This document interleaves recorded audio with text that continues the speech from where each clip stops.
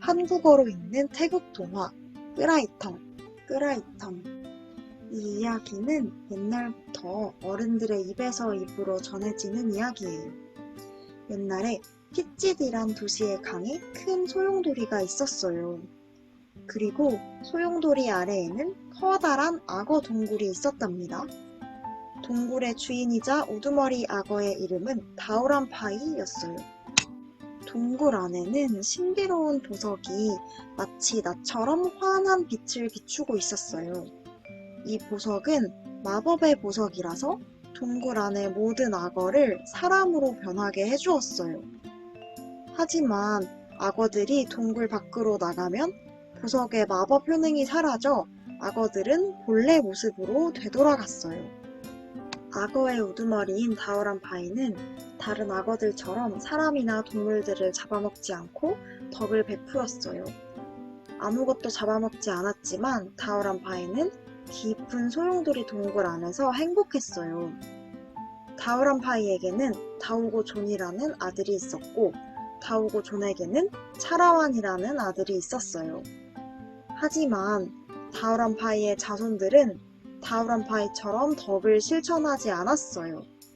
그들은 밖에 나가 사람과 동물을 잡아먹곤 했어요. 그래서 항상 좋지 않은 일이 생겼어요. 어느 날 평소처럼 다우고 존이 밖으로 놀러 나갔어요. 그러다 다른 동굴에서 온 2마리의 악어와 싸우게 되었어요. 3마리의 악어가 서로 싸웠지만 승패를 가리지 못한 채 결국 모두 다 죽었어요. 다우란파이는 자기 대신 보석 동굴을 다스리게 하려고 했던 아들을 잃었고 손자인 차라완만 남게 되었어요. 세월이 아주 많이 지나 나이를 먹은 다우란파이는 속세를 벗어나고 싶었어요. 그래서 동굴과 부하들을 통치할 수 있는 권력을 차라완에게 물려주었어요. 다우란파이는 덕을 베풀며 살기로 결심했어요. 그때부터 차라완은 부하들을 통치하는 절대 권력을 가지게 되었어요. 차라완은 동굴과 부하들을 마음대로 할 수 있는 권력을 얻게 되자 그 달콤함에 빠지게 되었어요. 그는 할아버지인 다우란파이처럼 덕을 베풀지도 않고 사람과 동물을 잡아먹는 것을 멈추지도 않았어요. 게다가 차라완은 바람둥이라서 위마라라는 암컷 악어를 본처로 두고 르암라이완이라는 암컷 악어를 첩으로 맞이하여 동굴에서 같이 살았어요. 그리고 제멋대로 동굴 밖으로 나가서 놀곤 했어요. 어느 날 차라완은 사람을 잡아먹고 싶어졌어요. 그래서 동굴 밖으로 나가 큰 악어로 변신해 사냥감을 찾아 도시로 헤엄쳐 갔어요. 차라완이 핏짓의 어떤 부잣집 앞에 가까이 갔을 때 따파우텅과 따파우깨우라는 부잣집의 2딸이 고모와 수영을 하고 있었어요. 바람둥이 차라완은 아름다운 미녀들을 보고 신부로 맞이하고 싶어졌어요. 그래서 망설이지 않고 들어가서 따파우텅을 입에 물고 자신의 보석 동굴로 데리고 갔어요. 차라완은 보석 동굴에 도착하자마자 큰 악어에서 사람으로 변하여 따파우텅과 같이 살게 되었어요. 따파우텅은 다른 인종과 함께 사는 것이 좋지 않았지만 어떻게 해야 할지 몰랐어요. 왜냐하면 이미 차라완의 마법에 걸려 보석 동굴에서 도망갈 방법이 없었기 때문이에요. 날마다 본처 위마라와 첩 르암라이완이 따파우텅을 무례한 말로 괴롭혔어요. 따파우텅은 이것을 전생에 자신이 지은 죄 때문이라고 생각하며 체념할 수밖에 없었어요. 한편 따파우텅의 아버지는 큰 악어가 자신의 딸을 데리고 도망갔다는 소문을 듣고 깊은 슬픔에 젖어 살았어요. 어느 날 점쟁이를 찾아가 물어보니 딸이 아직 살아있으니 초능력이 있는 사람을 찾는다면 딸을 악어 동굴에서 구해 나올 수 있을 것이요 라고 말해주었어요. 그래서 아버지는 만약 어떤 영웅이 나타나 따파우텅을 구해준다면 따파깨우를 아내로 주고 자신이 가지고 있는 재산의 절반도 주겠다고 모든 사람에게 널리 알렸어요. 한편 논타부리 지역에는 끄라이텅이라는 한 사나이가 있었어요. 끄라이텅은 스승님으로부터 마법을 배워서 물을 뜨겁게 하고 투명 인간이 될 수 있는 능력이 있었어요. 어느 날 끄라이텅은 무역을 하러 핏짓에 갔다가 타파오텅에 대한 소문을 듣게 되었어요.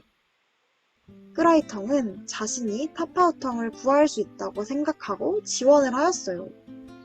하지만 먼저 논타부리에 내려가서 자신의 스승님께 이 사실을 알려드려야 했어요. 고향에 내려간 끄라이텅은 스승님께 타파오텅을 데리고 올 방법에 대해 여쭈어 보았어요. 끄라이텅의 스승은 점을 쳐서 모든 일을 파악한 후 끄라이텅이 타파오텅을 데려오는 일이 성공할 것이라고 예지했어요. 끄라이텅이 성공할 수 있게 도와주려고 폭발하는 양초, 그리고 신비로운 검과 창을 주었어요. 끄라이텅은 여러 신비로운 물건들을 받고 나서 핏짓에 올라갔어요. 한편 차라와는 타파오텅을 데려와 모두 3명의 아내와 같이 살고 있었어요. 끄라이텅이 내려오기 전날 밤, 차라와는 위마라와 같이 동굴에서 자고 있었어요. 차라와는 직감적으로 자신의 보석 동굴에 불이 나는 꿈을 꾸었어요. 꿈속에서 한 천신이 검을 들고 와서 차라와의 머리를 잘랐어요. 깊은 밤, 차라와는 놀라서 벌떡 일어나 위마라를 깨워 꿈에 대해 얘기해 주었어요. 위마라는 듣고 깜짝 놀라며 이것은 예지몽이라며 다우란파이에게 찾아가 도움을 청하라고 조언했어요.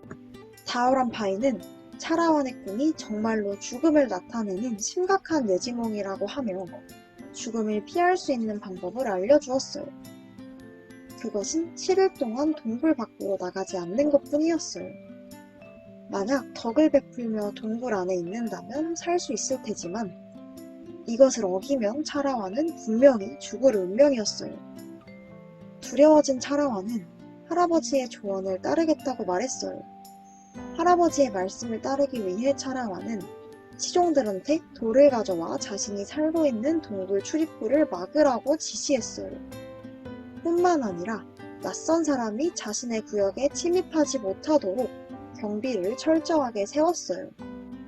한편 끄라이텅은 강물의 한가운데 뗏목을 띄우고 차라완이 올라오게 하기 위해 3일 동안 물이 계속 뜨거워지는 주문을 걸었어요. 끄라이텅이 건 주문의 효능으로 차라완과 시종들은 괴로워졌어요.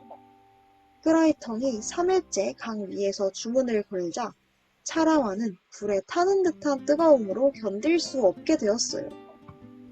차라완은 결국 뜨거움을 참지 못해 다우란파이의 경고를 다 잊고 말았어요. 그리고 동굴 출입문을 막고 있는 돌을 깨부수고 밖으로 뛰쳐나갔어요.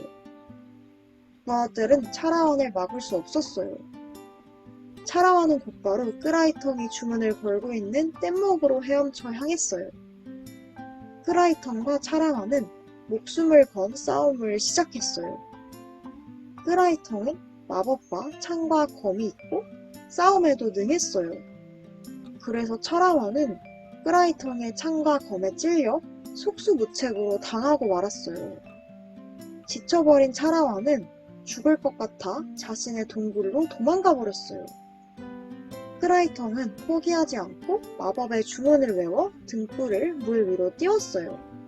등불은 곧장 차라완을 따라갔어요. 둥실거리며 차라완을 따라가던 등불은 악어 동굴 위에 멈추었어요. 끄라이텅은 등불을 따라가 악어 동굴의 위치를 확인하고서 폭발하는 양초에 불을 켜서 던졌어요. 양초가 폭발하자 강물이 양쪽으로 갈라져 끄라이텅은 보석 동굴에서 차라완을 찾으러 내려갈 수 있게 되었어요. 한편 차라완은 온몸에 상처를 심하게 입어 목숨을 잃을 지경에 이르렀어요. 그래서 동굴로 주랭랑쳐 돌아와 사람으로 변신했더니 온몸이 피로 젖어 있었어요. 그러자 위마라와 르암라이완이 함께 와서 치료해 주었어요.